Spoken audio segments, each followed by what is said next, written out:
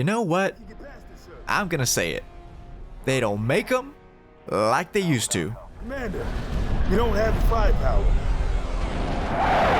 I've got the mask. Solid copy. Hit him hard, boss. You're on your own, Noble. Carter out.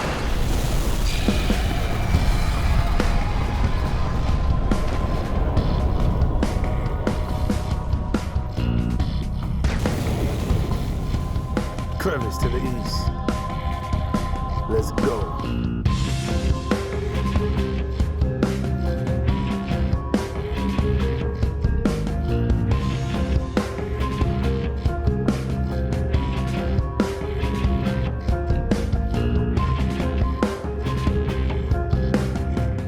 Everyone has a comfort game, everyone has a favorite game, and everyone has a game they wish they could experience again for the first time. Halo Reach is none of those things to me, but I like to pretend it is because it's the last good Halo game. Wait, no, Halo Wars 2 exists. Ah, shoot. Cut. Let me draw the heat. Just deliver that package. Here's our destination, 6. If you know, you know.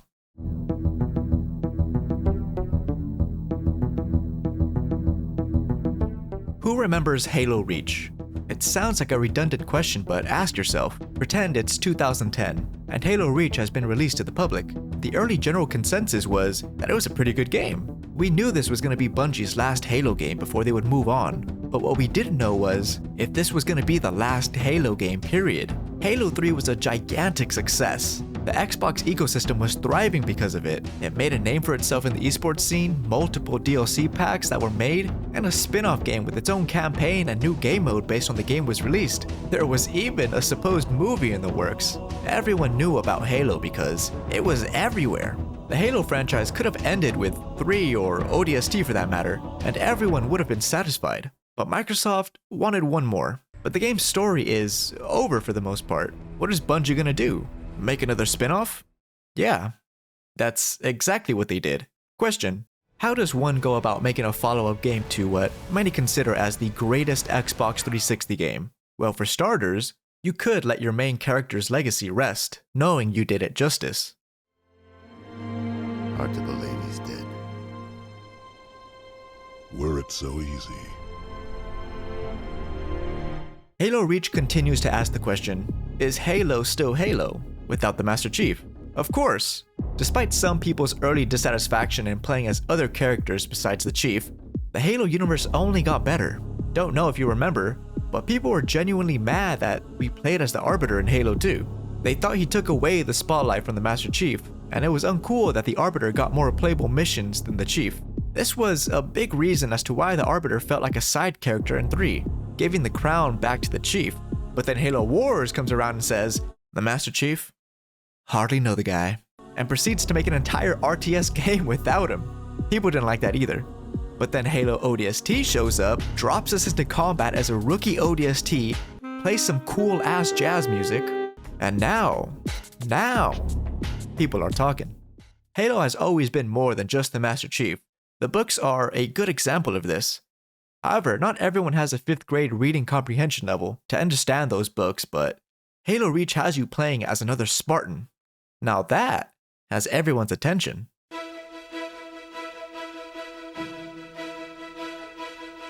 One of my biggest gripes with the game was not knowing if the events were canon. I mentioned earlier how the game doesn't soil the Master Chief's legacy.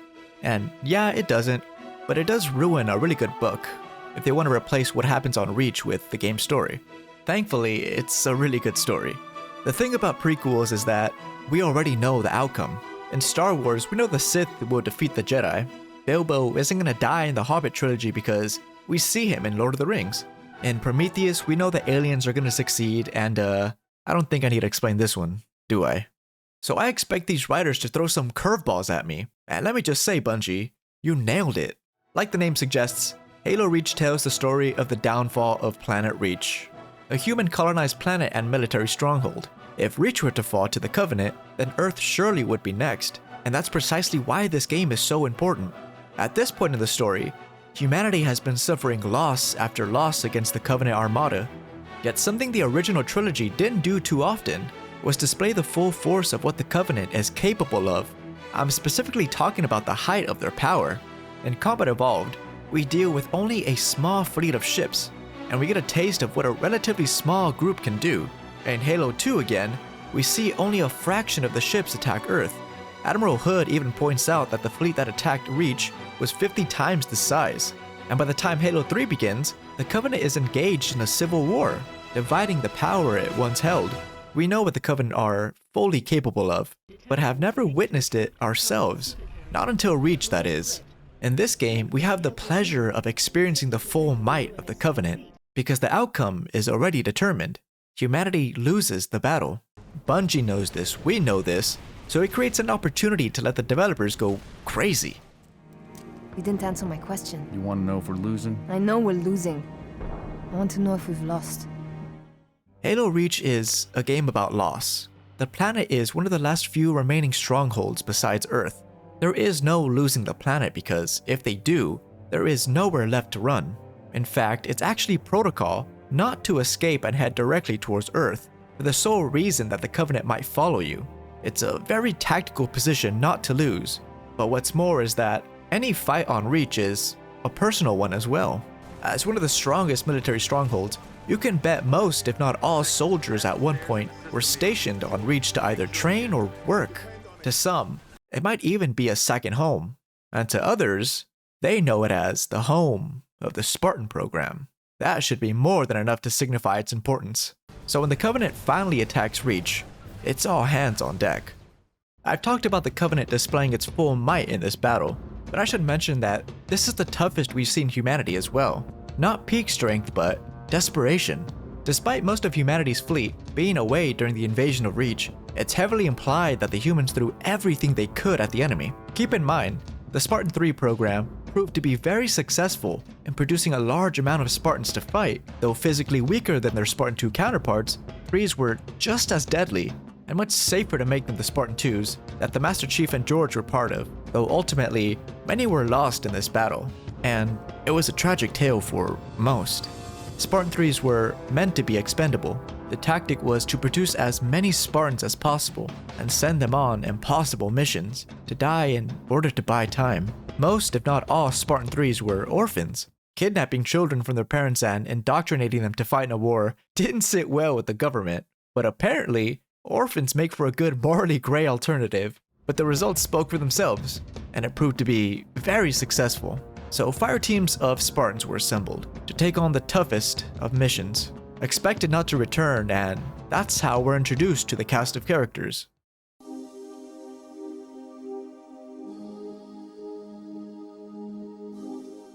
Remember Reach. The trailer, that is, did more for Halo than the entirety of the Halo TV series. No dialogue, no explanation as to what's going on, just raw cinema. This is how we're introduced to the team. A squad of heroic Spartan soldiers, instructed to surrender their lives in an effort to slow down the Covenant. This trailer still gives me goosebumps every time I watch it, and it sets up the events for the game. We see just how risky the missions Noble Team were given, how Kat lost her arm, and most importantly, how the original Noble 6 died by valiantly sacrificing himself to complete the mission of destroying the Covenant ship. I remember thinking back, after I beat the original trilogy, we saw what a single Spartan can do. Imagine what an army of them could do, and now we have 6 of them. Yet the trailer leaves the impression that, sadly, that idea was never gonna work. Master Chief had something no other Spartan had: luck. And unfortunately for everyone else, it's not contagious. When the game begins, most of Noble Team aren't exactly thrilled about having someone fill in as their replacement for their lost friend, especially not with someone as cryptic as the new Noble 6. We know very little about 6, only that he's hyper lethal and prefers to work alone. He's done things some other people don't want you to know. Luckily for you, none of that matters because with the inclusion of 6, Noble Team is back to full strength, and they're gonna need every last person because the winter contingency has begun. Halo Reach is a tragedy. You can feel the impending doom right from the start. Everyone knew this day would eventually come, but no one ever wanted to believe it. Yet the game presents the unthinkable right away. Reach isn't mysterious like Combat Evolved, or as story-driven as Halo 2, nor is it as inspiring like Halo 3. It's dreadful. The structure of the missions begin by feeding you doses of hope. You successfully warn Command about the Covenant invasion. You retake Sword Base to infiltrate a dark zone, partake in a counterattack, destroy a supercarrier, only for the game to laugh in your face for your efforts. Because all of that was just the beginning. One by one, your team is killed right in front of you. We're told Spartans never die, that they're missing in action. It's propaganda. Everyone knows that. They just need something to tell themselves. Courage, hope, and determination. That's what Spartans are, and the symbolism they invoke plays many roles in the war. The best of the best humanity has to offer, but that still wasn't enough because the Covenant seemed to be unstoppable. Slip space rupture detected. Yeah, we're picking up anomalies too. Are you reading it? Slip space rupture Multiple detected. Covenant signatures. Slip space Anyone rupture see? detected. They're everywhere. Slip space Yeah, rupture but must be the detected. whole damn Covenant Slip fleet. space rupture detected.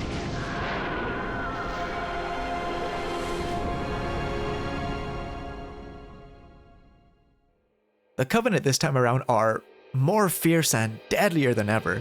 Reach's enemy AI is in a class of its own. Heroic is my go-to difficult choice for all Halo games. However, I can't leisurely enjoy this game like I can with the others because, man, this game is hard.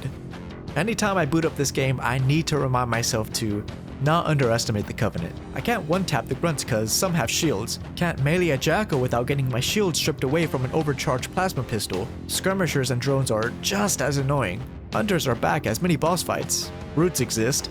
And elites? Elites are back. Yeah, elites are back. We haven't fought against elites since Halo 2, though I'm sure I still remember how to counter them. Listen, it's not a skill issue. They're just better than me. That's one of the themes of this game. The Covenant are better than us in almost every single way. Better weapons, shields, vehicles, and ships. They overwhelm you with their numbers. Halo Reach is truly the Dark Souls of Halo. Excluding Halo 2 Legendary, of course. That's more like the Halo of Dark Souls. I cannot understate how good it feels to fight the Covenant this game. Modern games still don't come anywhere near as close to matching Reach's combat. The tempo, the difficulty is astonishing. It's one of the reasons why I'm so against Halo going open world. In set encounters, you can carefully craft battles to be hard, fun, and immersive. Halo's difficulty comes from its sandbox. A fundamental aspect in the original Halo was being able to carry 2 guns and some grenades. It meant you needed to choose carefully what to bring into the next firefight. But it wasn't about counterpicking and just using what was strong. Instead, it was choosing what felt comfortable. I don't need to bring a rocket launcher if I'm confident in my abilities to hijack a vehicle. I don't want to pick a sniper because my aim on the controller is a bit rusty. Choices matter. And it's fun seeing how the enemy will react to your picks because, well, they're smart. Halo Reach was the most ambitious and controversial Halo game at the time. Everyone praised the game for having a phenomenal story, but when it came down to the multiplayer and new features, that's when things got hazy. People were divided, if you can recall, and the biggest debate at the time was the addition of sprinting. I, for one, never really cared about it. I think the sprint mechanic was handled very well. It wasn't infinite, it required you to choose it as an armor ability over others, it left you vulnerable by not being able to shoot or reload while moving. Campaign missions and multiplayer maps were balanced around sprint. There was a lot of verticality you can use with the jetpack, the roll was better for disengaging with the fight, the hologram and invisibility were fun to trick people with, so there was never an obligation to use it in fear of not having an advantage. And as time went on, sprinting felt like a natural thing for Halo Reach, and less people complained about it. Armor lock, on the other hand, is still a question mark for me. I don't personally like it, I think it's a noob trap. It was fun the first couple of weeks trying to bait people into running you over, but people quickly caught on. It was good for grenade and rocket spam, but the drop shield did that job better in team gameplay. You're a sitting duck once you press the button, since you can't move or regenerate shields while it's in effect.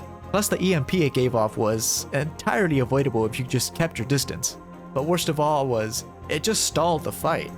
The progression system was pretty good, no complaints from me. Everything felt earned, no microtransactions. I really enjoyed the maps. The invasion game mode is still one of my favorites. Elites vs Spartans was a genius idea, though the class loadouts did feel kinda skewed at times.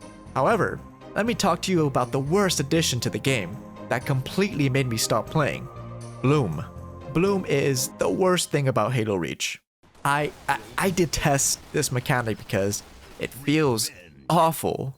I get they wanted to reduce weapon spam, but in doing so made aiming feel clunky. Bloom on the AR and sniper, sure, go ahead. Bloom on the DMR and pistol, I don't know about that, Chief. Did I adapt to the problem? Yes. Do I enjoy it? No.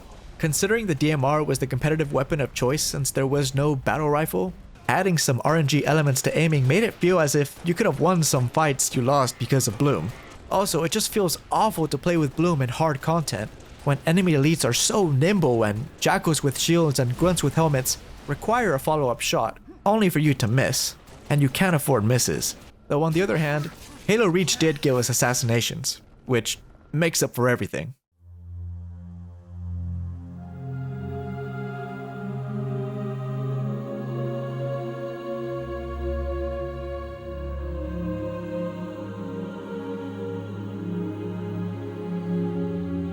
Halo Reach has always been an outliner. It crosses between old and modern Halo, but it does it well. This game's entire first month of release is a core memory for me because Xbox Live in Halo was still at its peak, though in the end, it sadly was my last Halo game as well. Halo 4 didn't invigorate the same passion in me.